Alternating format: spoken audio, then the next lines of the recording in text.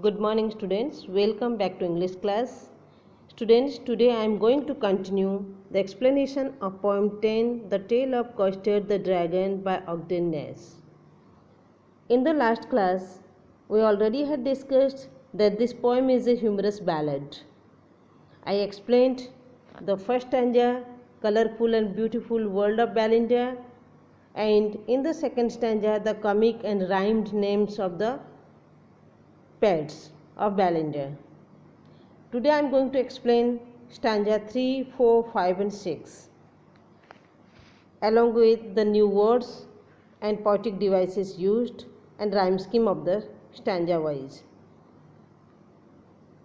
Custard the dragon had big sharp teeth and spikes on top of him and scales underneath, mouth like a fireplace, chimney for a nose, and really a trilio daggers on his toes. See students, the new words spikes. Spikes means sharp pointed edges. Scales. Scales means layer or hard covering. Underneath. Underneath means inside. Daggers. Daggers means a weapon like knife or sword. Fireplace means hearth.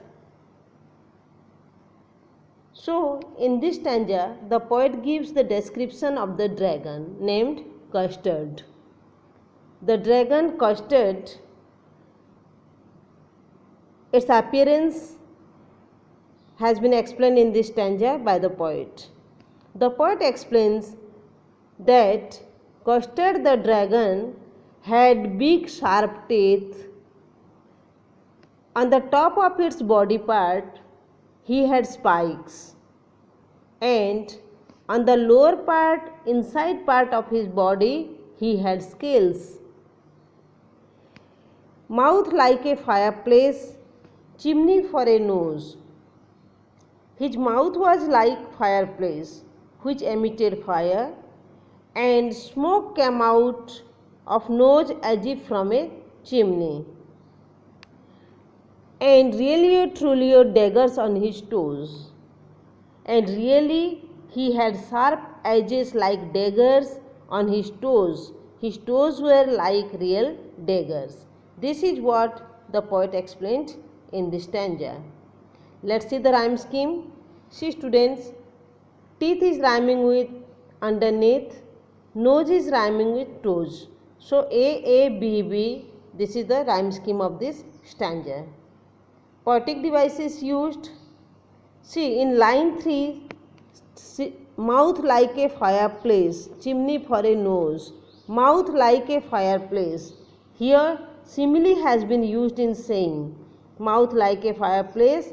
Mouth of the dragon is compared to a fireplace. In the same line, chimney for a nose. Here, metaphor is used in saying chimney for a nose because the nose of the dragon is compared to a chimney. Let's move to the fourth stanza. Belinda was as brave as a barrel full of bears, and ink and bling chased loins down the stairs. Mustard was as brave as a tiger in a rage, but Custard cried for a nice safe cage. In this stanza, the poet reveals the character of Belinda and her pets. The poet says that Belinda, ink and bling and mustard, they were all brave, but only Custard was odd one out, who preferred to be caged that would keep him safe. A barrel full of bears, it means a person without fear. Here chased means followed, and rage means extreme anger. The poet means to say that Belinda was as brave as a barrel full of bears, means Belinda was braver than many bears put together. And ink and blink chased lions down the stairs, means Ink the kitten and Blink the mouse were so brave that they could chase even lions down the stairs. Mustard was as brave as a tiger in a rage. Mustard the dog was as brave as a tiger in rage, in anger. But Custard cried for a nice safe cage. But Custard the dragon was so coward that he always cried to be put up in a nice safe cage. Let's see the rhyme scheme. Bears stairs, A, rage cage, B. So this way the rhyme scheme of the stanza is bears stairs, rage cage, A, B. Let's see the poetic devices used. See line 1, Belinda, Bray, Barrel, Bears. Here B sound is prominent. So it is alliteration has been used in this line. Apart from this, Belinda was as brave as a barrel full of bears.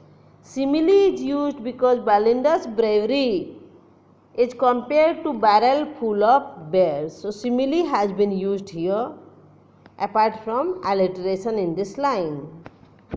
Then in line 3, Mustard was as brave as a tiger in rage. In this line, simile has been used because Mustard's bravery is compared to a raged tiger, to an angry tiger. So it is here also simile has been used. Now let's move to the next stanza.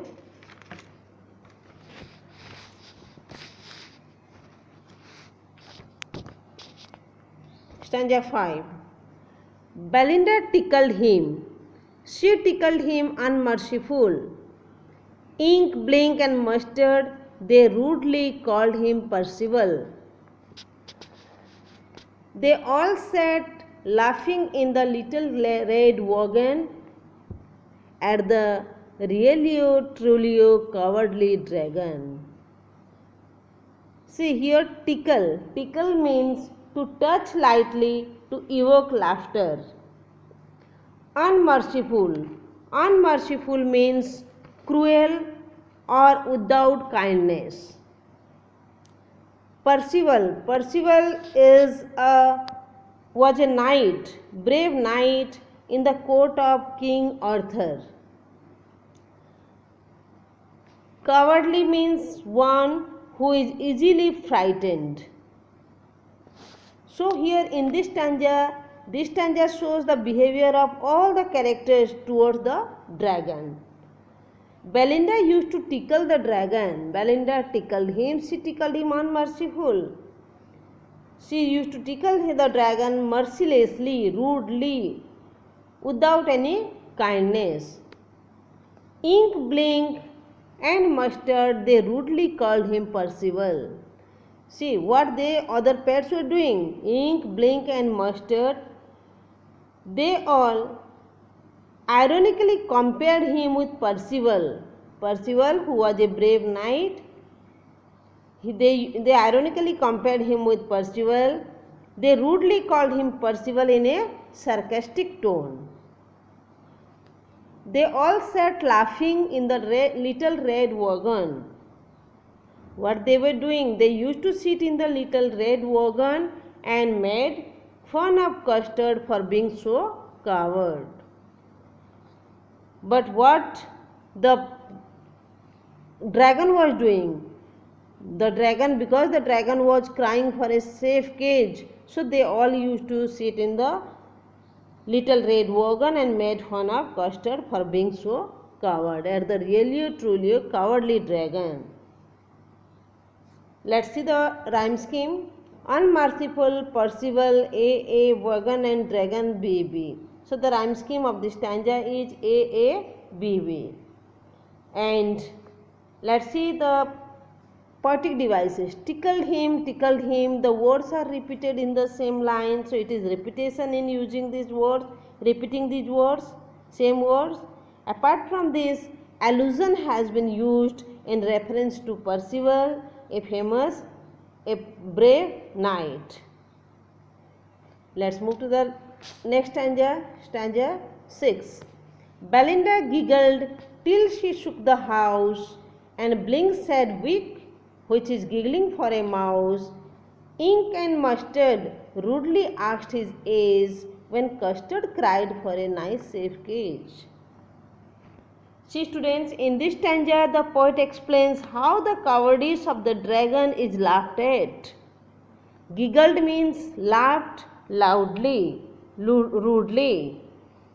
The poet says every member of the house, Belinda and all her other three pets, Ink, Blink and Mustard, they laughed at the cowardice of the dragon. Belinda giggled till she shook the house. Means Belinda, she laughed at the dragon so loudly till the whole house shook to its foundation. It seemed that she would shake the house by her laughter sound. Ink and Blink said, "Wick," which is giggling for a mouse. What it means? Blink said, "Wick." Blink used to make a sound, "wick," which is giggling sound for a mouse. Ink and Mustard rudely asked his age. Ink the kitten and Mustard the dog, rudely they asked Custard his age. And why they were asking him? They asked him how old he was, that he was scared of every little thing.